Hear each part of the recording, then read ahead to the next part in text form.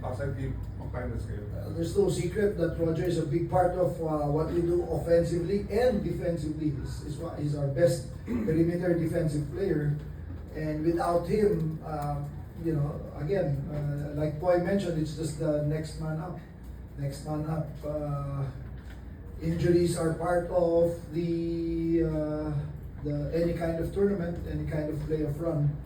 Hopefully, it's not too severe, but the way it looks, it's not looking good.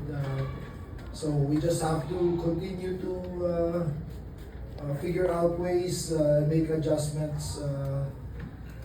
But the reason why we made the moves that we made in the off-season was precisely for situations like this. Because alam na namin from the past that these things can really happen. So it's just incumbent on the others to fill that point.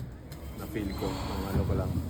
And then, ito ata yung injured ko din last year eh. So, yun. Last game pa lang, na-feel ko na eh, di ba? Nung last game pa lang, parang may na-feel ako. Pero ngayon, bumigay talaga siya. Pero grade 1 lang naman. Grade 1, parang may strain lang konti. Iba siya concerning kasi parang ilang season mo na rin iniinda yata yung hamstring. Yun na nga eh. Di naman season. Parang dalawang conference lang. Yung last conference siya. Ngayon conference lang. So, tingnan natin kung anong gagawin. Kano katagal yung recovery? 2 weeks. So, grabe, 2 weeks na.